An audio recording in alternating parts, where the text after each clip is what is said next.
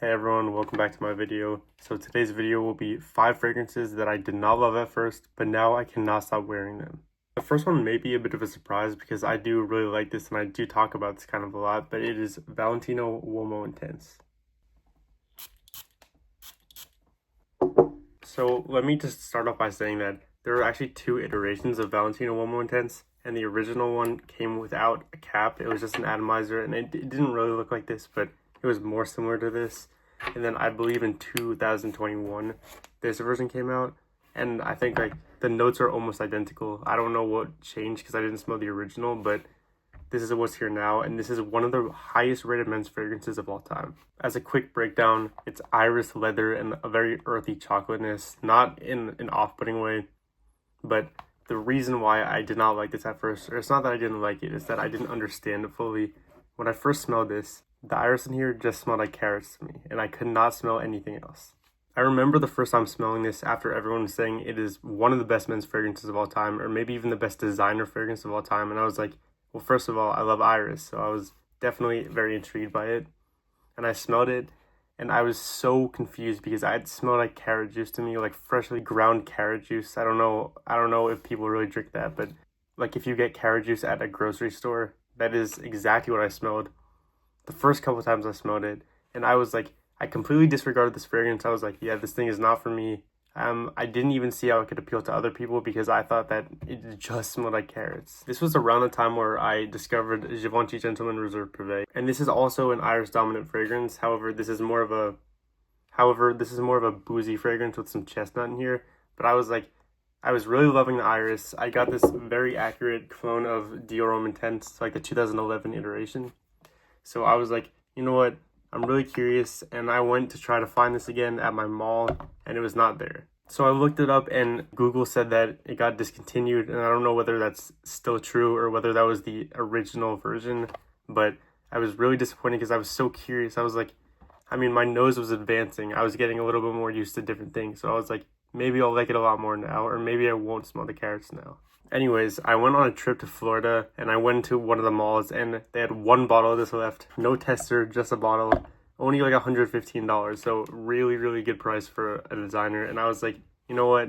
I'm just going to buy this. It was like pretty much a blind buy at that point because I did not really remember what it smelled like. I just had that one thought that it smelled like carrots. So I brought this back to the apartment I was staying at or wherever I was, and I opened it. I sprayed it right on skin, and my first thought was, oh no, I messed up. You know, it still smelled like carrots. Like, it smelled like I poured carrot juice on me with like maybe a hint of leather, but it was like very, very carroty. I was not a fan of it.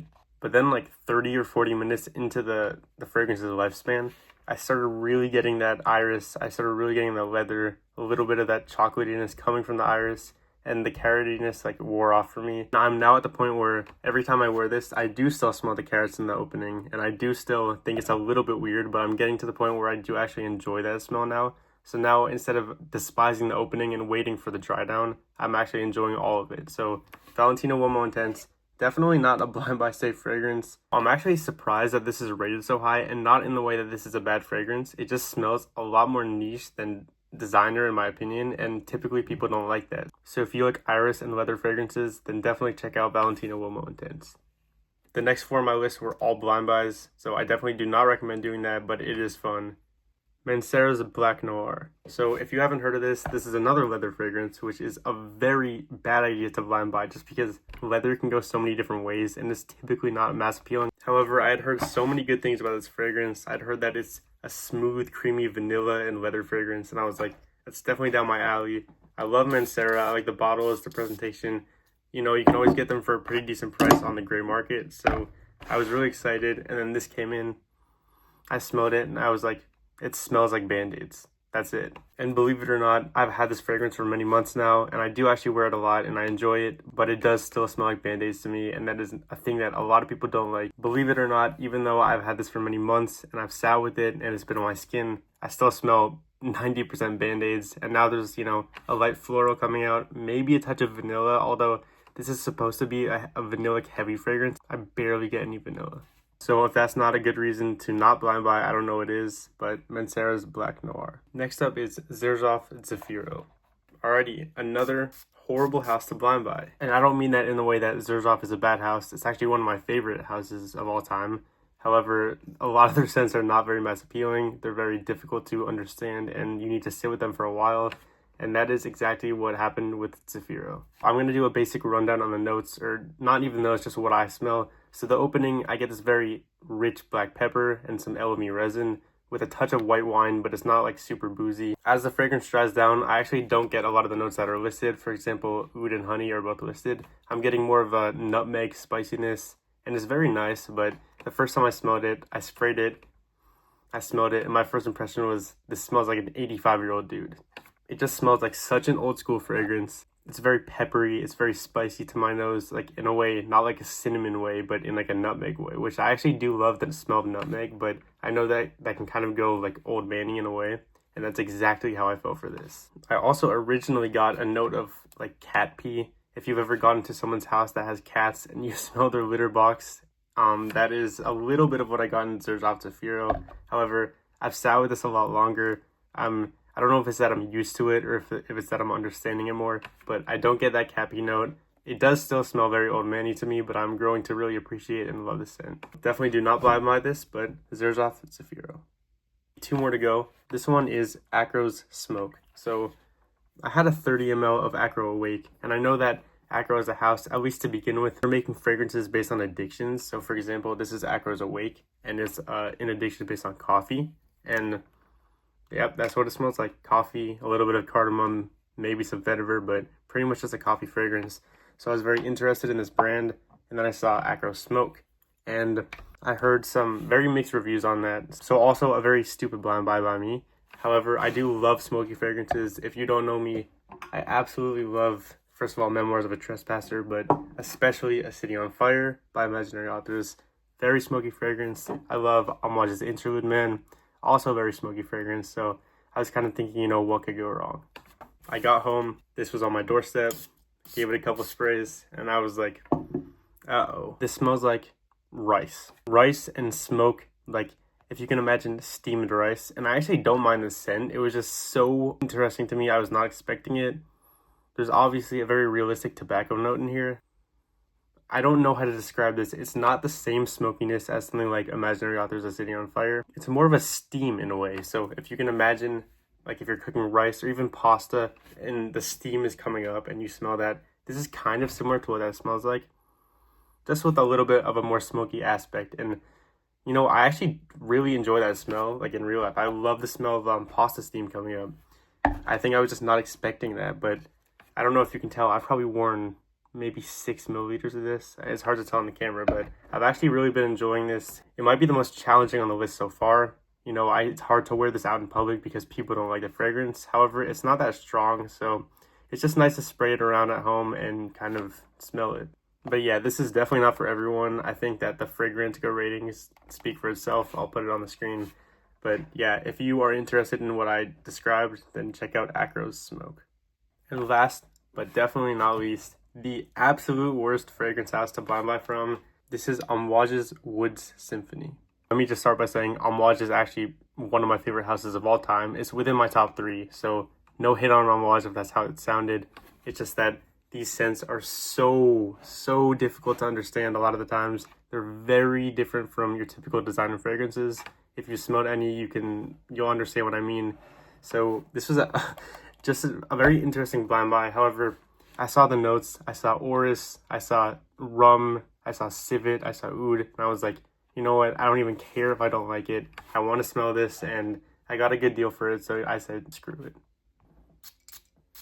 Okay, so if you don't know me, I think that Amouage's King Blue and Amouage's Silver Oud are 2 of the most challenging fragrances of all time. They're both oud fragrances. I don't think they use real oud, but they're definitely a very Middle Eastern oud, so they smell like a barnyard, like a very funky barnyard. And the first time I smelled it, I actually gagged. So when I got this fragrance, all I was hoping for was that they did not utilize that same oud. I didn't hear anyone say that they did, so I wasn't too nervous. But, you know, with Amouage as a house, you never know what it's going to smell like.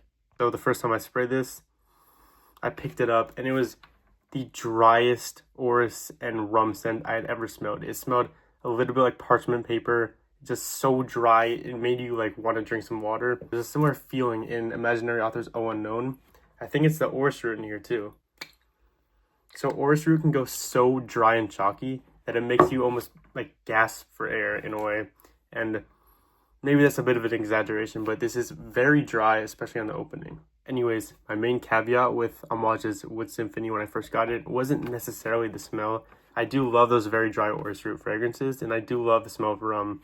So that wasn't necessarily it. It was just that, at least on my skin, I was getting no longevity and no projection. And from the house of Amouage, that is one thing I can typically count on. However, over the past 4 or 5 months, I've been wearing this a lot. I've been sitting with it. I'm getting now up to 10 hours, maybe even more longevity, and projection is definitely not the best for Amouage. However, for a fragrance like this, it's all you need. So still to this day, I get that same very dry, papery, chalky orris root with a touch of rum. It's not overpowering. I wouldn't necessarily say it's a boozy fragrance. However, there's definitely a rum note to it. The mid gets a very nice jasmine and rose, although it's very light. It's not overpowering. This does not lean feminine. This is a very masculine fragrance. And the base gets oud and civet. And you can tell it's there, but it's not a very animalic oud. Or civet, for that matter. I think for people that are nervous about oud and civet, or just nervous about animalics in general, this is the best fragrance to test it out in your skin, because it's not going to make you gag. It's not going to scare you away from animalics or from oud. But it's utilized incredibly well. It's blended so well, as all Amouage fragrances are. And it actually has become one of my favorites in my collection now. So, Amouage Woods Symphony. And of course, this would not be one of my videos if I did not have a random honorable mention at the end. So this is Versace Eros Energy. The story behind this is so stupid. It was like a very impulsive buy. I was at my house. I was just like really craving a new fragrance. And I saw that Eros Energy was going for like 95 on discounters, but it retails for 115. And I was like, I don't want to wait for shipping, so I just drove and I bought this like right away. And what makes the story even weirder is that, if you know me, I don't even really like citrus that much. I don't like fresh fragrances. It's not that I don't like them. I definitely appreciate them. I just would typically go for something heavier or something more complex. So this buy literally made no sense, but I'm so glad I did it. I had smelled this like once before I bought it. I think I got this like 4 months ago. I probably have a video up somewhere. Anyways, I got it. They didn't have a tester bottle again, so I just bought the bottle, and I was kind of praying that I remembered it, and I remember thinking it was a nice fragrance. I didn't think it was anything groundbreaking, but I did like it.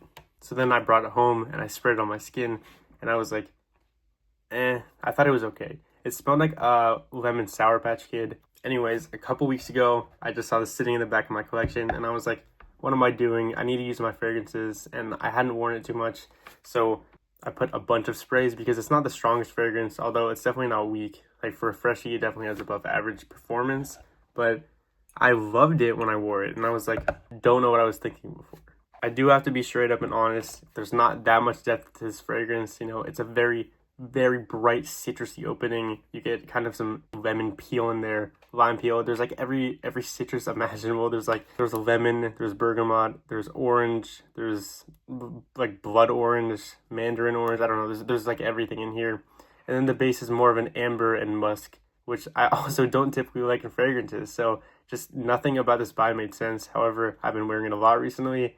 It smelled very uplifting, very, you know, tart citrus.